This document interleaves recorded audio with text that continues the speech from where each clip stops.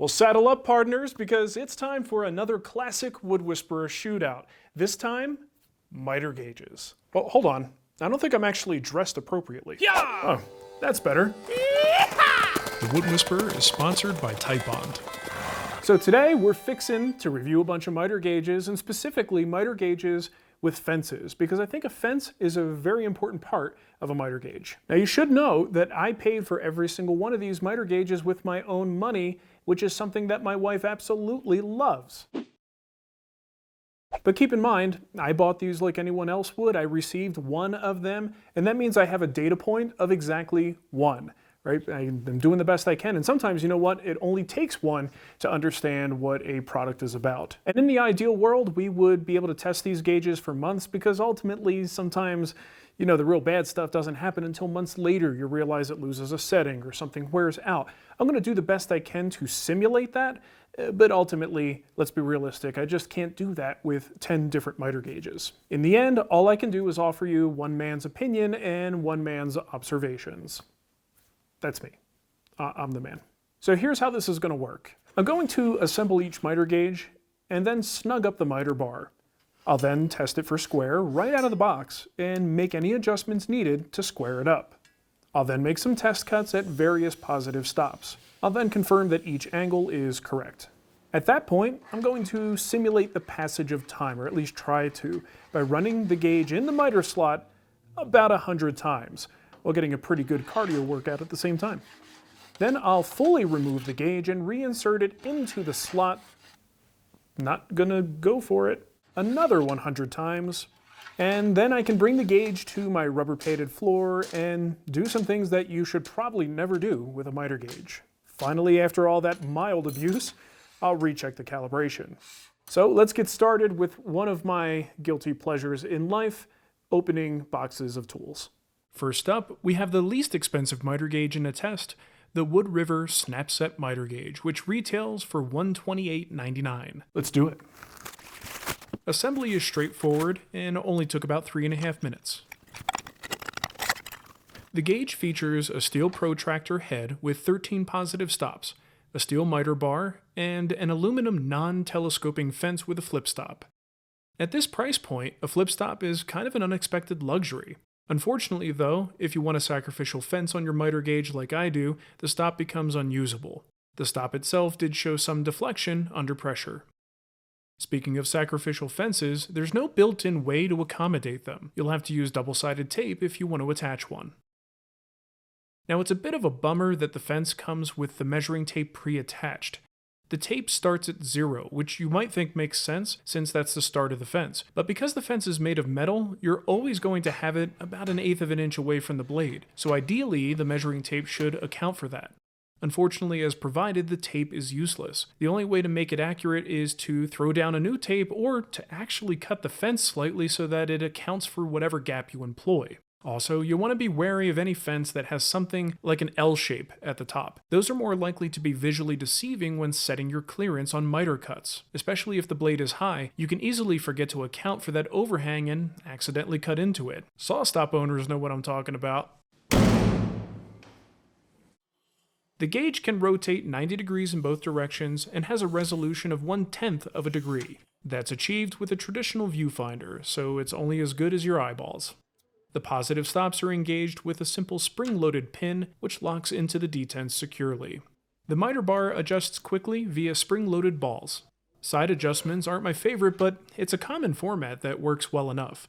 I prefer making adjustments from the top of the miter bar with the bar fully engaged in the slot, and you'll see some examples of that pretty soon. These companies never really tell you how you should go about doing this kind of adjustment, so here's how I do it. I start with the one at the front, pushing it into the slot and testing after each adjustment. Once it gets too tight and starts to catch, I back it off just a hair and then move on to the next one. I repeat this process until the entire bar is snugged up and sliding smoothly. The fence was square right out of the box, and after some test cuts, proved to hit its angles with accuracy and precision.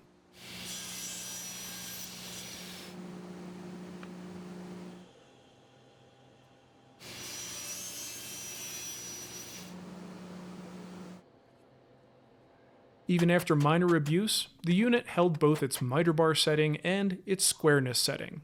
If calibration is ever required, you just loosen these 2 screws and adjust the fence as needed.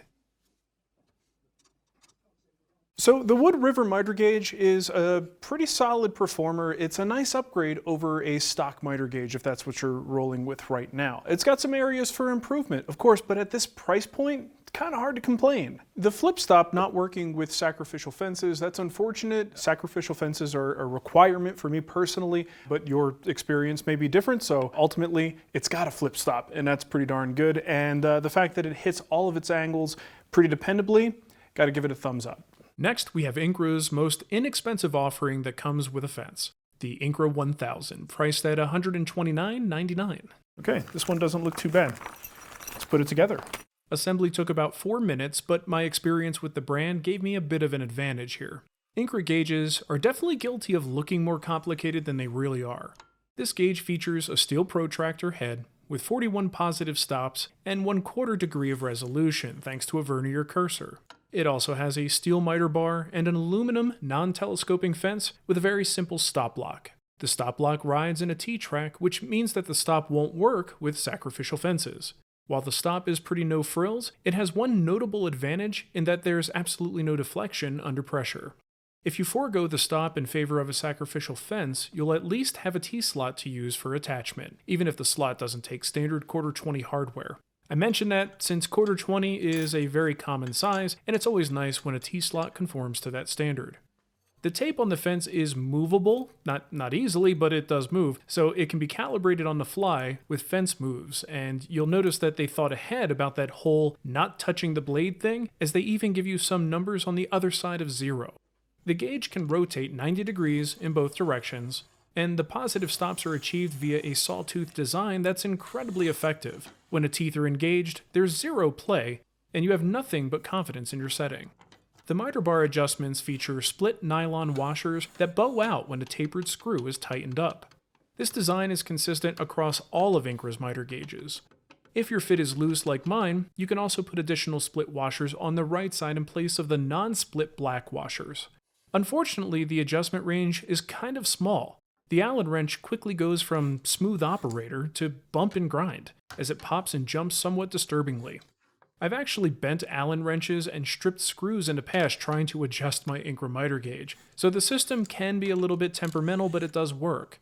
Also note that although it's a convenient above-the-bar adjustment, 2 of the washer sets are under the fence and under the protractor.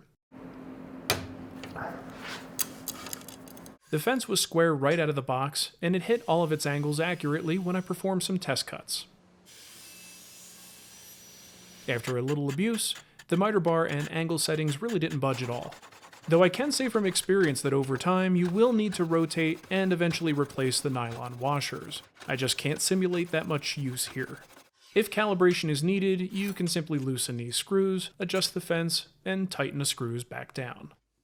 Incra makes a solid miter gauge, even this fenced version, which kind of represents the beginning of their product line. I mean, 41 positive stops, if you need that sort of thing, you're not going to really find that anywhere else. And this is really Incra just getting started, because when you see the other ones we have in this test, you'll see it gets even crazier than that. So that's really good, and if you're into that, Incra is a good place to start. The one thing that really plagues Incra, one of the things that bugs me, is that you need tools to adjust almost everything. So this little screwdriver, you want to keep that nearby at the table saw, because if you want to slide your fence, you're going to need it.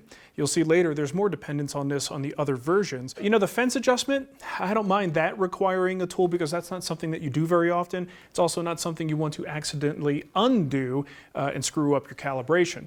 At this point though, I gotta say it's high time for Incra to think about getting rid of the screwdriver. Every other miter gauge in this test has toolless adjustments for the fence. There's no reason they shouldn't have it too. Now, if you like the cut of Incra's jib, you might consider this, but honestly, I think there's more bang for the buck in one of the other ones that we're gonna show you today. It's got a couple more upgraded features that I think are worth the asking price. So either way, decent offering, but I think most woodworkers will be happier with the next one. Next, we have the Osborne EB3 miter gauge, coming in at $139.99. I'm actually particularly interested in this one because years ago I remember seeing Norm use it on the new Yankee Workshop, and it always had a unique look to it because of the way that bar goes between at an angle. It just looks different than a lot of the other things on the market. So I'm very interested in this one. Assembly took over 15 minutes, but I'd say that that's mostly due to me overthinking. Oh geez, I'm confused. All right, I'm just gonna follow the instructions. Don't think, Mark, just read. The miter gauge looks nothing like the ones that I'm used to, and furthermore, these gauges will be rehomed when I'm done, so I'm being extra cautious about potentially messing something up. Okay, so you can't install the tape measure yet. You have to be at the saw to do this. It is funny though, they include the tape measure and then give you a paragraph describing why you shouldn't have a tape measure. The gauge rotates to 45 degrees in both directions and has a resolution of 1 degree. Osborne is the only miter gauge on the market that I know of that abandons the classic protractor style setup in favor of one that would make Pythagoras proud. The adjustment bar has 21 positive stops that are engaged with a spring-loaded pin in the underside of the bar, locking every 5 degrees. The scale can be tricky to visualize though, since the pointer is black and the bar itself is black. The pointer is somewhat thick and there's a gap between the pointer and the bar. All this adds up to some difficulty when trying to visualize a setting that's between the detents, especially if you don't have the best vision. It has a steel miter bar that's a bit longer than most of the competition at 21.5 inches. If you weren't aware, miter bar length generally translates to greater cross-cutting capacity, to a point. The gauge also features an aluminum fence that telescopes out to an impressive 40 inches. This is also the first miter gauge in our test that has a fence with angled ends. This may be personal preference, but I'm just not a fan. This is done to help eliminate accidentally cutting into the fence when doing bevel cuts. But I actually don't do a lot of bevel cutting, so 99% of the things that I use a miter gauge for are square cuts and simple miter cuts. So I'm missing a whole chunk of fence support 99% of the time so that I have a slight advantage when I do the occasional bevel. That's not a trade-off that makes sense to me personally. Furthermore, with an angled design, most of the time my sacrificial fence will have a large unsupported area. Here's another limitation that will come up with any angled fence, and that's the fact that the stop can only travel so far as a good portion of the T-track is eliminated. I can't get this stop any closer than about 3¼ inches. Another stop-related problem I noticed is that mine is way out of square. This is likely just a bad stop, and I'm sure the company would send a replacement. Whether it's a fluke or not, this is the one I was sent. One final nitpick about the stop. The knob that tightens the stop in place can actually rotate so far that it's potentially in the path of tall workpieces. You can loosen it a hair to get it out of the way, but then the stop just isn't gripped as tight. I should also mention that if you add a sacrificial fence, you can't use the stop. On the positive side, however, there's very little deflection to speak of. The fence does have 2 holes for attaching a sacrificial fence, but they're initially covered up by the grip tape and they're about 20 inches apart. Ideally, I'd like to see 3 points of attachment instead of just 2, and obviously there's no T-track on this fence. The miter bar adjustment is a split bar design where as you tighten the screws from above, the bar bulges out on the sides. Not only are they accessible from above, but none of them are hidden, so that's nice. The fence was square out of the box, and I was able to hit all the positive stop angles accurately. After working out some anger issues, I noticed that the screw that holds the fence to the miter bar loosened up just a bit, but honestly I didn't check that screw before doing the test. I suppose it could have already been a little bit loose. Also, the fence went slightly out of square. Fortunately, calibration is pretty easy. You loosen a screw at the back, and then using a wrench you can rotate the adjuster. I wasn't sure what to think about this adjustment system until I got the wrench on there and started turning. It's actually an incredibly responsive mechanism that gives you a lot of control as you square the fence to your blade. Most miter fence adjustments have you clumsily nudging the fence around until things are square, so I like this system quite a bit. Not confident in the negative result of my first test, I repeated the abuse. The fence screw remained tight this time, but the fence was once again out of square. After squaring it up once more, I decided to see if I could mess up the setting using my hands alone. Turns out I could. Moral to the story here, don't be too rough on this one. So, I really wanted to like the Osborne. This is a gauge that I saw years ago on the New Yankee Workshop. Norm used it. I always thought it looked cool because it was a very unique design. But unfortunately, there are just some things that might be difficult to overcome, like the fact that it loses its settings. Now, while the triangular design is novel, and I definitely give them credit for thinking outside the box and coming up with something different than the standard protractor design, I'm not so sure that this actually imparts the advantages that the company thinks it does. At least I haven't seen any evidence of it here. And now let's just take a minute to talk about this grip tape, because I've got a bit of a love-hate relationship with it. I love the fact that it's super grippy. Honestly, with the tape there, I've never been more confident that a workpiece is going to stay right where I put it. It feels safer when that's on there. But at the same time, the disadvantage is it's really rough. It's, I'd probably give this maybe a 60 grit equivalent roughly, and that can scratch your work pieces. Now it's usually not a problem because you most of the time aren't going to be cutting finished sanded pieces at the table saw, but if you slide it around you probably will scratch it. That also creates a problem if you like to sneak up on the fit, which I do. I like to just nudge it over slightly each time. Well, the problem is things don't nudge very easily. They don't slide easily. So if you're trying to just kick this thing over a little bit and take just a little sliver of a cut, I find that pretty difficult to do. Now, it's optional. You don't have to add it to the fence. It's there, and it's nice that it's included, but you should definitely think about the repercussions of that before you permanently attach it. Oh, and if this grippy tape stuff seems attractive to you, keep in mind you could buy it by the roll on Amazon if you want to and add it to any gauge you want. Overall, while I give them points for outside of the box innovation here, I just don't think the execution is all that great. I'm not that confident when I'm hitting numbers between the detents. The way that that black on black cursor is there just feels like a rough adjustment. The fact that you can knock it out of calibration is real problematic for me. And of course, my stop was a dud. I mean, obviously that could be replaced, but this is really far out and there are just some problems with the stop. And the thing is, Norm liked it, so it can't be all that bad, right? But not for me. Next, we have the Craig miter gauge that runs 149, at least when I purchased it. That's a meaty instruction manual. I actually get nervous when an instruction manual for something simple is really thick and heavy. Assembly took about 15 minutes, but most of that time was spent fiddling with that darn stop. This is one of those parts that you kind of wish that they included pre-assembled. Oh my gosh, this thing's a little complicated. Maybe more complicated than it needs to be? What do I know? I'm just a dumb woodworker. You know, there are times with everything I've ever put together that I say to myself, it's a real good thing people aren't watching me because I look like an idiot. Yet here we are. It features an aluminum protractor head, aluminum fence, and an aluminum miter bar. That's a bold choice for a miter bar, as I can see it being a potential weak point in the design, especially at a length of 24 inches, which is about the longest you're going to find on the market. The gauge can rotate 50 degrees in both directions and has a resolution of 1/10 of a degree. A lot of gauges boast 1/10 degree resolution, but unless they have something like this vernier scale, your ability to hit that resolution by eye is questionable. The high visibility color scheme is also a smart choice. It has 9 positive stops that are engaged with a brass pin, though this is an unfortunate design choice as the pin is not fixed to the gauge, and if you should happen to turn the gauge upside down, the pin will fall out. I store my miter gauge on a vertical surface, so I'd be afraid of constantly losing that pin. I also noticed just a little bit of play in each detent, and you can overcome that by putting a good amount of pressure down on the pin and then tightening the head. As you can see, this miter gauge has a big stop. There's a decent amount of deflection if you push hard enough, but the stop will accommodate a sacrificial fence if you modify it slightly by breaking off the end. It's a permanent change, so if you want to go back to just using the aluminum fence, you're kind of out of luck. Also notice that the way the stop engages with the saw surface and the fence, small parts could totally miss the stop. In general, I'm not a fan of Craig's stop, as it just seems a lot bigger than it needs to be, but I did see a photo of someone using it as a hold down, so perhaps that helps justify the larger footprint. The fence has 2 T-tracks that accept Q20 hardware, but this is also one of those L-shaped designs that I talked about before, so be careful when lining it up for miter cuts. And a nice little bonus feature is this fence stop, which you can use to help return to a standard fence setting that you used before.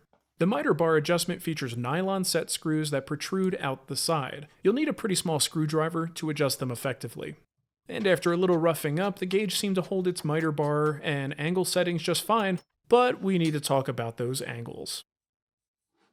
Tested right out of the box, the Craig was out of square. Well, no problem. We'll just make a quick adjustment, right? Well, unfortunately, the Craig doesn't have calibration. On their website, they boast that it's factory calibrated, CNC cut, and there's no need to spend time calibrating. So what does that mean to you and me? It means you can't calibrate it. And in a perfect world, if every one of these comes off the line absolutely perfect, well, we have no problems, right? But clearly, some of them can be a little bit off. Now, how do I verify this, right? At some point, you're probably wondering, well, Mark, maybe your saw is off, or maybe your squares aren't square. Well, I tested it in every way that I know how. First of all, I checked it with the fence. Then I checked it with another square.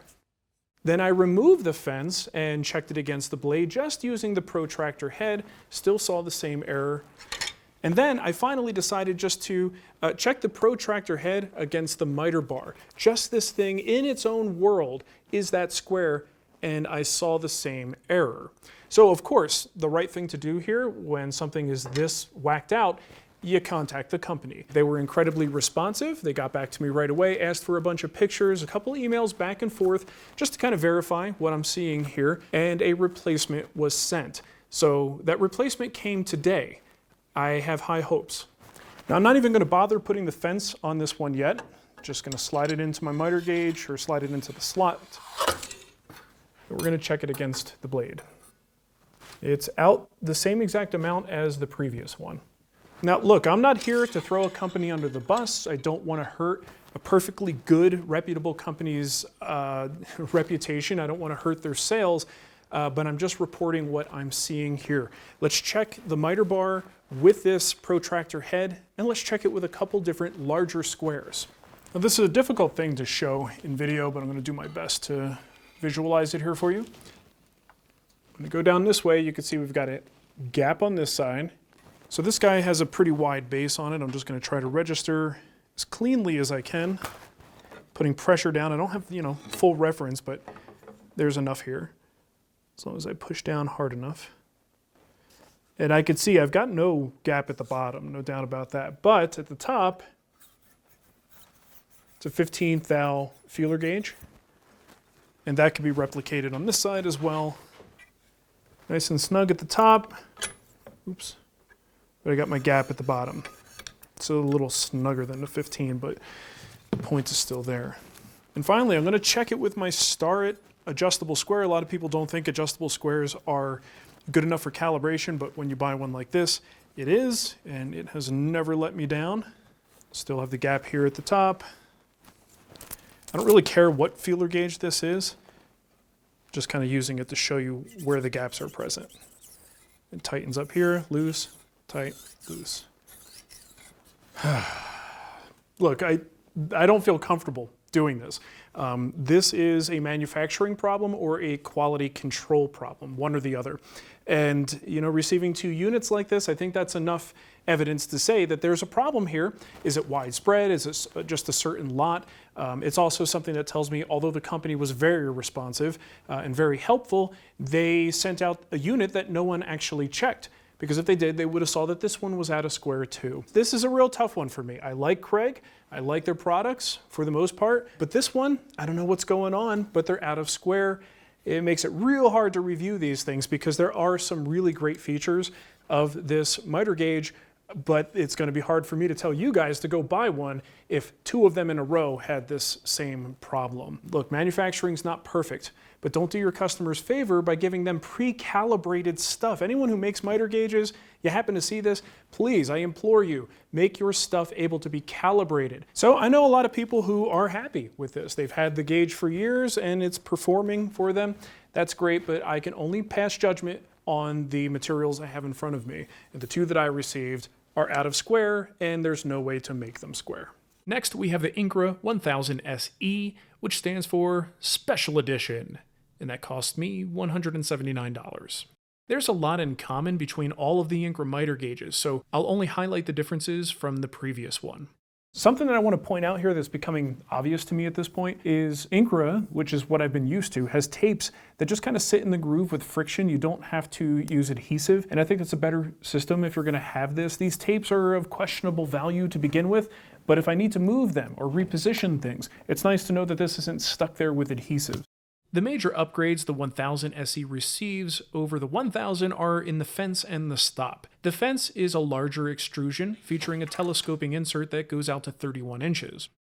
It also includes a flip stop that attaches to a toothed strip, which provides a very secure registration. The stop is pretty darn good, and it features something that's a must-have for me anymore, a micro adjuster. As you can see, there are actually two arms that can be used separately or together with and without some steel pins. This should allow you to get pretty clever with your setups. The big disadvantage to this stop is that it requires a tool. It's still good, but man is it annoying when you're sneaking up on the perfect fit to have to go back and forth with a screwdriver. And the one place they went with a toolless design, they use these knurled nylon knobs that aren't exactly comfortable to use. There's a bit of deflection under pressure, and it's a little more noticeable when using only one of the arms, but as a user of this style miter gauge over the last 10 years, I could tell you that's never really impacted my work. The stop can easily accommodate a sacrificial fence by moving it to the front T-track.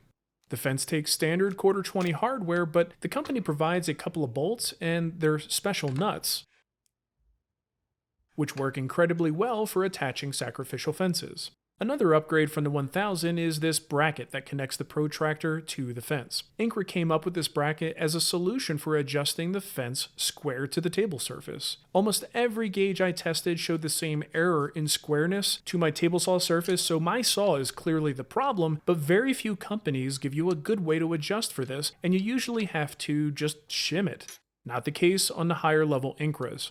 This particular gauge was perfectly square right out of the box.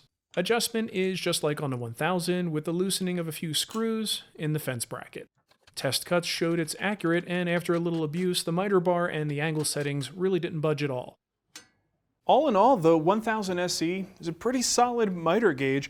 It's a lot like the 1000, except for you get the upgraded fence with the telescoping action, and then of course the micro adjustment in the stop. Those are big features, right? And if you're in this Incra world, if you're interested in this kind of granularity, I really think the 1000 SE is the sweet spot for most woodworkers. I think the 1000 is just a little bit too entry level, and the ones that come after this, you'll see, are really specialized for hitting positive stops at lots of different angles, which most of us don't really need. So for just a little bit more than you would pay for the 1000, I think it's a worthy upgrade, and this 1000 SE is probably that sweet spot. Next, we have Rockler's Precision Miter Gauge that costs $189. Full disclosure, Rockler is a sponsor of the hit podcast that I do with my buddies Matt and Shannon called Wood Talk. However, that won't affect my analysis of their miter gauge, though it might result in a few apologies. So we go from one very thick manual in 2 languages to a little thin manual, which I kind of appreciate. Assembly was straightforward and took about 7 minutes total. I like the color scheme, black and blue, which is kind of how my wallet feels after buying all these miter gauges. The gauge features an aluminum protractor head with 11 positive stops, a steel miter bar, and an aluminum fence that telescopes to 24 inches. It also features a decent flip stop that has very little deflection. The fence actually comes with a sacrificial fence, which you can buy replacements for from Rockler or make your own if you have the right kind of T-slot bit. You can also use different hardware to avoid having to route a T-slot. Because the fence comes with a sacrificial fence, the stop is made to work with it by default, but the stop will not work if you remove the sacrificial fence. I always use a sacrificial fence, so this wouldn't be an issue for me, but it might be an issue for you. The gauge can rotate a full 90 in both directions, and the scale tops out at 70 degrees. It also has an extra notch specifically labeled for storage. The protractor has 1 degree of resolution with a traditional viewfinder for lining up the marks. The positive stops are engaged with a spring-loaded tooth. The mechanism here isn't totally intuitive. I found myself wanting to pull back on the blue body below the knob, but it works best if you loosen it up and then pull back on the knob itself while using your thumb as a counter support. Unfortunately, I did notice a little bit of play in the detents. Sorry. You can see there's just a bit of wiggle before you tighten it down. On many gauges that exhibit a little bit of slop in the detents, you can often find the right setting by letting the gauge find its detent naturally. Just let it snap in place. And don't influence its position at all, just tighten it up. That works perfectly on this gauge. But if you happen to nudge the fence slightly before you tighten it up, you could affect the angle. Sorry. Overall, the fit and finish on this one is pretty nice, and the rubbery texture on nearly everything that you need to touch frequently is appreciated. These make it super easy and comfortable to make adjustments. The miter bar adjusts quickly and easily using nylon set screws, but this is another one that requires a small screwdriver. The fence was square right out of the box, and after some test cuts proved to hit its angles with accuracy and precision. After a little abuse, the miter bar and the angle settings really didn't budge at all. So Rockler's miter gauge has some things to love and some things to not love. I actually like this fence system. I like the sacrificial fence, and call me lazy, but sometimes instead of making one, I'd rather just buy one, and having that available is pretty cool. But you know, the detents, not totally happy with that little bit of slop. It can be overcome, but I don't like the idea that if I don't tighten everything down before maybe accidentally nudging the fence a little bit, that I could end up very, very slightly out of square or out of whatever the angle the detent is set for. The thing that really bugs me here, and it's hard to fault Rockler for this, is they suffer from the same problem as Craig. This is not an adjustable miter gauge in the sense that you can't calibrate it. Now Rockler's was perfect out of the box. This is how it's supposed to work, right? But what if it wasn't? Right, so it's hard to ding Rockler because maybe their manufacturing is better than Craig's or their quality control is better than Craig's. They are following through on the promise of this being square right out of the box. But I still worry for the future when someone gets one of these that something just isn't right and they can't calibrate it. So not my favorite concept. I really think everything should be able to be calibrated. So I have to say, at this price range, I think your money would be better spent with the Incra 1000 SE. I got it for $10 cheaper than the Rockler, and I think it just ticks a lot more boxes, at least for me personally. Sorry, go Rockler. Next up is the Incra 1000 HD, which cost me $219. What makes the 1000 HD different is that it's high definition. And I'm sure the assembly will be much the same, so let's move it along, shall we? If you look at the protractor head, you'll see more teeth than my new puppy Abby. That's 180 positive stops. Yeah, that's right. A stop for every degree, including 90 in both directions.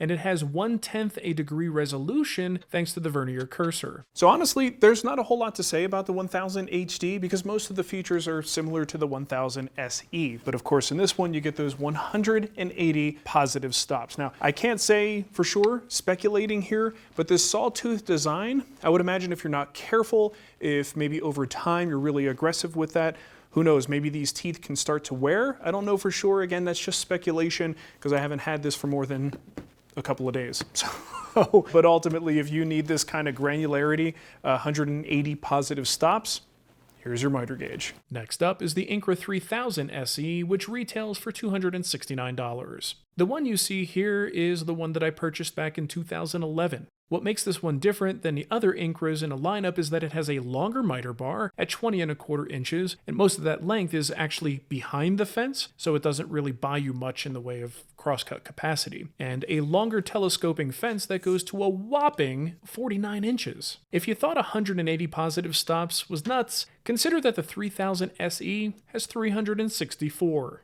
thanks to the additional interlocking mechanisms at the back. And these give you a ½ degree of resolution, but each ½ degree is actually a positive stop. So that's pretty awesome if you need that sort of thing.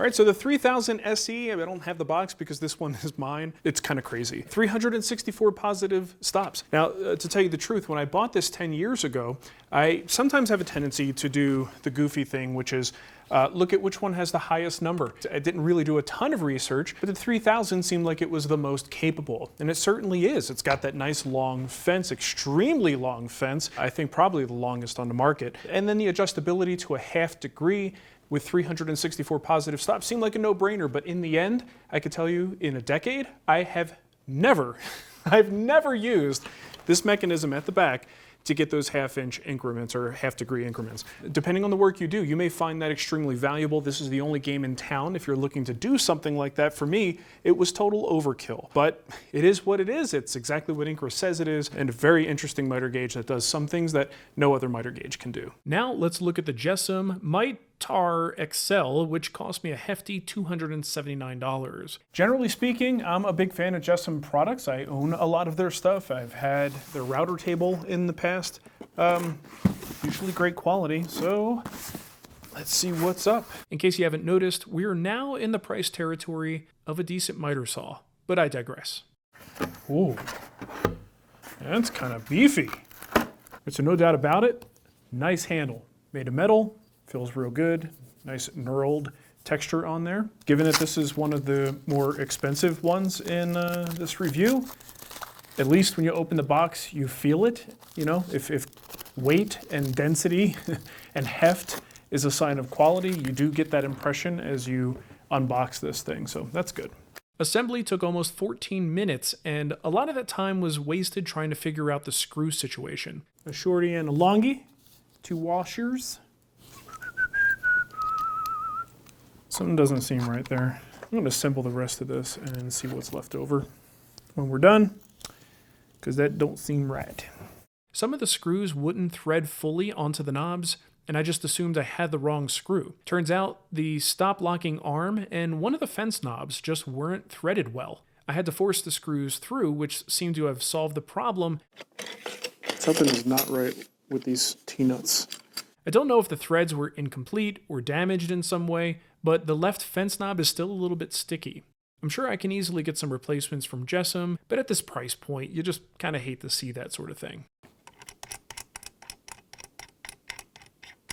The gauge features a steel protractor head with 9 positive stops, a steel miter bar, and an aluminum fence that telescopes to 38 inches. The miter bar is a little bit short at 17.5 inches. That's a 1/4 inch shorter than the cheapest unit in the test, but the amount of the bar that's protruding from the front of the fence is pretty comparable to Incra, so it's not really hurting anything. At this price point though, I would have liked to see the miter bar just a bit longer. Jessam includes a flip stop as well as an additional retractable stop on the end of the extension, which is a nice little bonus. I know one of the magazines did a review of this gauge recently, and they said that the stop on the telescoping fence is useless when it's used with a sacrificial fence, but mine still had a good 1/8 inch of registration surface. Maybe mine's set up differently, but it wasn't an issue for me. There's also an internal stop that prevents the telescoping fence from coming out completely, which I appreciate more than is reasonable.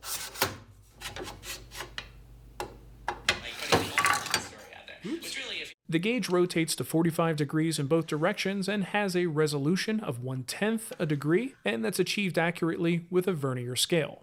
The milling on these parts is really nice, and the scale is just perfectly fitted against the protractor. The head slides smooth as butter. Generally speaking, the build quality here is second to none and can be felt in every component. The positive stops are engaged with a spring-loaded pin that locks in place with 0 slop. The fence has a T-slot that accepts 1/4-20 hardware, and the stop easily adjusts for sacrificial fences. The stop has very little deflection, but no micro adjustment. At this price point, that's a big disappointment. The fence also has a clever, if overcomplicated, system for helping you return the fence to its home setting via a nut on the inside track of the fence. Not something I'd personally use much, but if you set up your measuring tape and you want to rely on it, it's nice not to have to recalibrate it every time you move the fence. The miter bar adjustment here is pretty unique, consisting of these floating metal rings. There's a little O-ring in there that takes up the gap, but it allows you to push the ring snug against the miter slot to snug it up. The manual suggests putting a piece of paper between the ring and the miter slot, which seemed to work as advertised. The fence was square right out of the box, and after some test cuts, it proved to hit its angles with accuracy and precision. After a little bit of abuse, the miter bar and the angle settings didn't budge at all. Calibrating squareness to the blade and squareness to the table are both possible via these square brackets on the sides. It's clear that someone put a lot of time into engineering these features, and there's a level of sophistication here that I really appreciate. All right, so the Jessam Mite RXL2 is quite a miter gauge. The minute you pick this up, the heft, the quality of the parts, the feel of it is where all that money goes. And that's how it should be. When you pay this much for a miter gauge, you should pick it up and immediately go, oh yeah, this is very different than anything else that I've ever held. So the quality, no doubt whatsoever, across the board, it's a pretty darn nice gauge. The one problem that I have with it, the one thing that's stopping me from picking this as my new favorite miter gauge, is the lack of micro adjustability. At this price range, absolutely, that should be a feature. And maybe people use gauges differently than I use them, so it's not totally necessary. But for me, it is. It's something that's very important. So if this is within your budget, this is probably one that you want to be looking at. And if you do get this one, and if I actually pick this one as mine, maybe we can exchange some ideas on how we can modify this stop so that we get some micro adjustability on there. Now let's look at the priciest miter gauge on the market today, the Harvey Compass MG36. It's got a lot to live up to. A lot of people talk about this thing and say good things about it. It's also the most expensive in our entire set here, so I think it's got something to prove. So let's see what happens. It wound up costing me $359, but I've since seen the price vary quite literally by the day. Monday, Tuesday, Wednesday, Thursday. You get the idea. Honestly, if you don't like the price, wait a day because it's probably going to go down. This is a premium miter gauge, and it's obvious from the moment that you open the box. The heft of the parts, Big old knobby jobby. the overall feel, it's second only to Jessam at this point. That's a beefy boy. And while I can't give any points for packaging, I do have to say it's impressive to see a woodworking tool presented this way. There's no doubt that this is the best looking miter gauge on the market, hands down. But looks aren't everything, as I had to remind my wife in order to get her to marry me. Assembly took about 5 minutes. The Compass features a steel protractor head with 7 positive stops, an aluminum miter bar, and an aluminum fence. I have to say that this isn't quite like the aluminum on the Craig jig. In fact, I had to double check that it wasn't steel, but when you feel the overall weight, you can kind of tell that it's not. Also note that this isn't the longest miter bar in the test, but it is the longest with respect to how much of the miter bar extends in front of the fence, which is really what counts when it comes to crosscut capacity. The protractor resolution is 1 degree, but I wouldn't count on achieving that easily. The design here is kind of baffling to me. There's a small white arrow that lives about a 1/16 of an inch away from corresponding lines on a gauge. I can't see any reason for this gap to exist, and I'm certainly no engineer. I mean, a more effective solution would be a traditional viewfinder with a line that overlaps the lines of the protractor, or better yet, a vernier scale like we saw on the Jessam and the Craig. But this gap? I could slide a matte Cremona through there. At the very least, close the gap. At best, redesign the cursor to include a vernier scale. At this price point, I find this hard to forgive. Their sales page opens up with a discussion of how most stock miter gauges are too sloppy, and their engineers wanted to create something better. Harvey, your competition is not a stock miter gauge. At this price point, you're competing against the top dogs in this space. And unfortunately, this protractor system is really no better, and in some cases, not as good as some of the stock miter gauges I've had in the past. When I'm between the D10s, my ability to hit that 1 degree resolution completely relies on how well I could line up an arrow that sits far apart from a white line. The fence telescopes to 36 inches, and I've got a bit of a bone to pick with Harvey about this too. Please correct the falsehood on your sales page. 36 inches is a respectable fence length, but it is definitely not the longest on the market. In fact, you're not even close to the longest, as Jessam sits at 38, Osborne at 40, and Incra at 49. The miter bar adjustment consists of 4 eccentric washers. If you loosen the screw, you can rotate the washer so that it presses against the miter slot. Seems pretty straightforward. I found these, unfortunately, to be a little bit clumsy, as the screw tends to inadvertently rotate the washer. So once you have the setting you like, the washer winds up making another quarter turn, which ends up being too tight. With a little fiddling, I was able to get a nice snug fit, with the exception of the very back. There's definitely a little bit of playback there, since there's only 4 washers on this bar. Note that one of them is under the fence, and the back 7 inches of the bar is floating, unsupported. Now truthfully, this didn't translate to a noticeable amount of error in use, at least for me, but this does seem to be a common complaint, and rumor has it that they're working on a solution for future versions. Now back to the pretty stuff. The flip stop is a beauty. It features micro adjustability that trounces anything else on the market, with a smooth adjustment knob and no tools required. Music to my ears. It even has a cool looking cursor that tracks with the measuring tape, which is a huge improvement over the system that Incra employs. The stop deflects under pressure a little more than most, but that's not the biggest problem. The arm of the fence actually sits 1/8 of an inch off the surface of the table. Most cuts will be fine, but if you want to cut something thin, it's just going to slide right under. If you need to put a miter against the stop, you can see how that's really not going to work too well, but they do provide a brass pin that can help register parts like this. Now, oddly enough, their website shows a pin as a solution for indexing flat miters too, but in reality, look what happens when you do that. Honestly, with a flat miter, you're better off trying to index off the stop directly instead of using the pin. Unfortunately, there's more bad news. While the stop accommodates a sacrificial fence easily, the stop is then raised up even more to a full 5/16 of an inch above the table surface. Harvey, you're killing me, Smalls! Now let's check out the fence. It feels sturdy, and the finish on it is really nice to the touch. This thing could easily be confused with steel, just like the miter bar, at least by a wood guy like me. It has 2 T-tracks on the front, but it does not accept standard quarter 20 hardware, though it shouldn't be too hard to find off-the-shelf hardware that does fit. I mentioned previously my personal feelings about angled fences. You can go back to the Osborne review if you want more information on that, but once again, it's just not something that I want in a miter gauge fence. And as mentioned previously, the angled fence means that the stop can only get about 3 3/4 of an inch to maybe 4 inches from the blade and no closer. Though if you can utilize that brass pin, you can get just a little bit closer. The fence was just a hair out of square right out of the box, so I prepared for calibration, but that's when I noticed something odd. Every detent has a decent amount of slop. How much? Well, enough to make the difference between way out of square and square, all while still being in the detent. There's a range of motion here that makes it impossible to know what the gauge intends as the true detent setting. It's similar to what I noticed on the Rockler gauge, only worse. And unlike the Rockler unit, the pin spring is pretty soft here, so it's not as easy to rely on the gauge just snapping into its home position at each detent. When I do that, you can see that I'm still at a square. And I'm not going to calibrate the fence based on that, because each time I do it, I get a slightly different result. And the slop actually does exist at every detent. I even tried to snug up the handle just a little bit, but the slop persists until the handle is fully tightened in place. You might also notice something a little bit odd. Look how easy it is to rotate the protractor.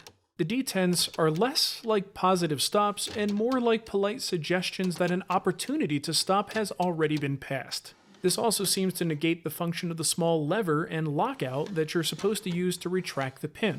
I mean, you would still use it if you want absolutely no interference with the detents, but the detents are nothing but mild speed bumps. The pin itself has a round head and pops into a notch that has angled walls. You can probably see here why it pops in and out so easily.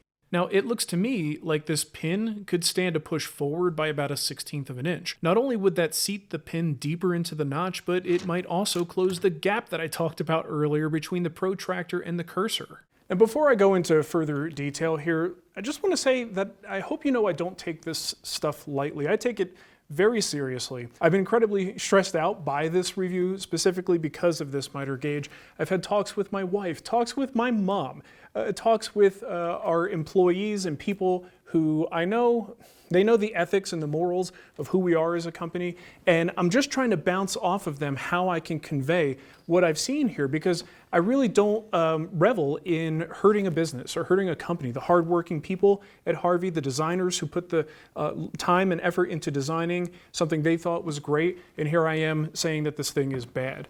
I don't take that lightly at all, but I have to report what I'm experiencing here. So because this all smelled fishy to me, of course I'm going to contact the company. I need to give them an opportunity to answer for the things that I'm seeing, possibly give me solutions or replacement parts, whatever it takes. So I contacted their tech service. They responded quickly and said that they would send me a video to show how I might be able to adjust out the slop and tighten things up. Unfortunately, the video I was sent showed me how to tighten the miter bar and then also tighten the fence with these 2 knobs. It was essentially a, did you try turning it off and back on again kind of response. I explained that that did not fix the problem. I also outlined the other things that I saw, everything in this review that I saw wrong with the miter gauge, and the response I received was, did you try to tighten all of the bolts and screws? That's obviously something I did right away as soon as I saw a few problems with this thing. So I explained that no, that did not solve my problem, that was already done, and the response I received was that unfortunately there are no further adjustments on the miter gauge, and that he would pass on my suggestions to the engineers for future versions. Now, every company has different policies with regard to replacements, but nothing was offered. And at this point, I'm not going to go through the trouble of a replacement. But I did want more data points, so I went into our Facebook group for the Wood Whisperer Guild. I know there are a few Compass owners in that group, And I said, hey, are you guys seeing the same thing I'm seeing here? I showed them a video. Some of them had that slop. Some said that they did not have that slop. Others said that they are using that detent trick that I showed you with the Rockler.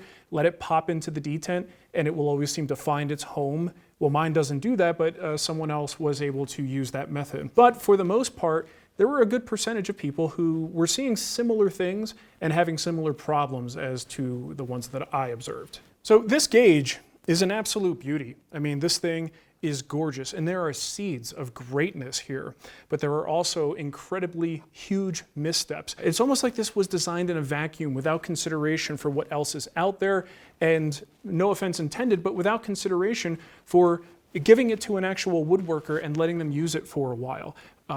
Sometimes that can happen with product development. I don't know the history of this thing, but it kind of has that feel to it. So you might think I'm being a little bit hard on Harvey here, but that's not my intention.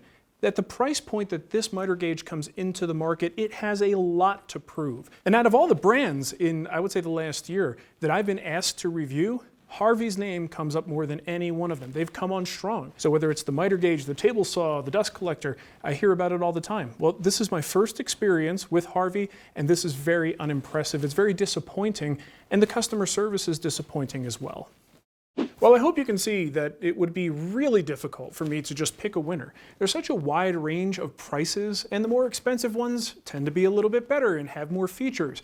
But if you don't need those features, then why waste your money? And you guys have different budgets, you have different tastes. The things you're going to use this miter gauge for may be different than the things I use it for, right? So too many variables to simply pick a winner. But when I purchased all of these gauges, I did notice that there's sort of a clear delineation in price. There's basically the sub $200 range and then the 200 plus. And I think I could probably pick what I think is a good pick for most people out of each category. In the sub $200 category, weighing in at pounds, it's the Incra 1000 SE. I really think this one hits a sweet spot.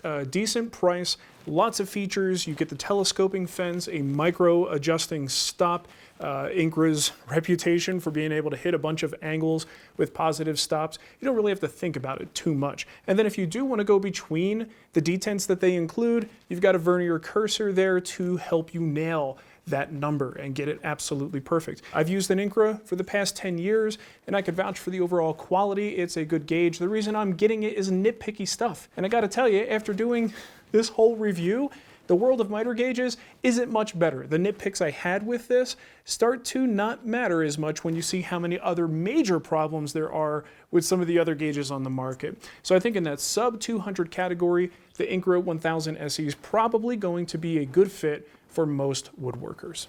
And then the over $200 category, probably no surprise at this point. Our friends up north did a great job with this one. It's a Canadian company, Jessam.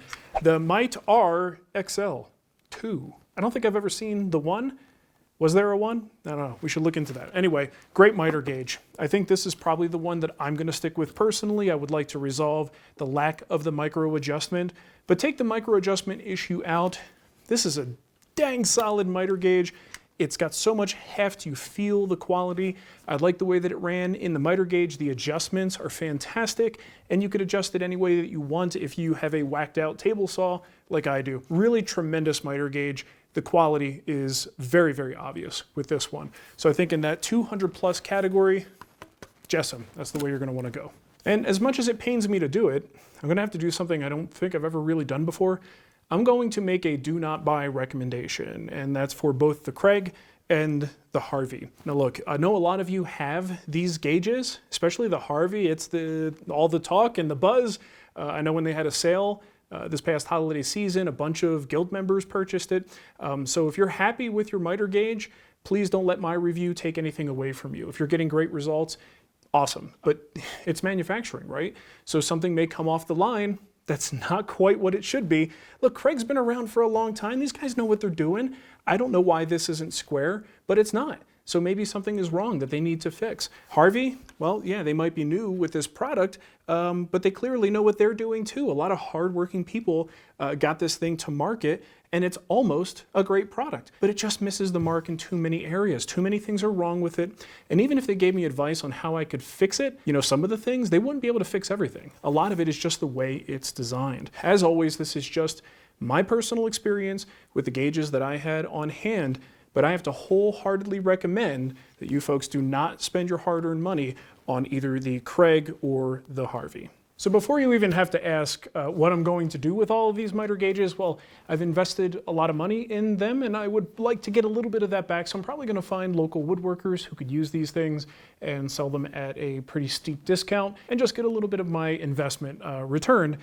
Some of them, if I just don't think that they are going to work very well at this point, I may just give them away, depending. But they're kind of clunky and I don't want to have to ship them if I don't have to, so it'll probably be all done locally. Oh, and before you ask, I'm not including this one because it's not really a miter gauge.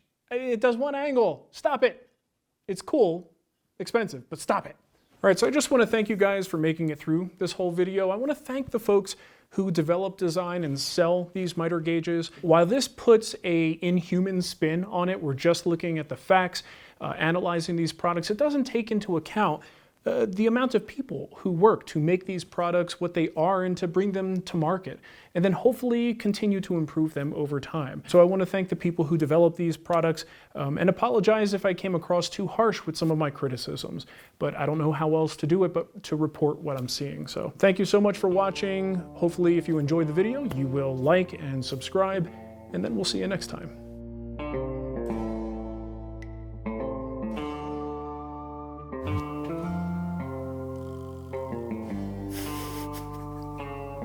This is going to be difficult. You like my cowboy necklace? What a lot of people don't realize is that I come by this honestly. My stepdad was a bona fide cowboy. Okay, well, he was born and raised in West Virginia, and he played music in a country music band. And I actually know more about Conway Twitty and Kenny Rogers and all those guys. Can't see it. There's a problem with fancy photos. Can't see a damn thing. Register your products, people.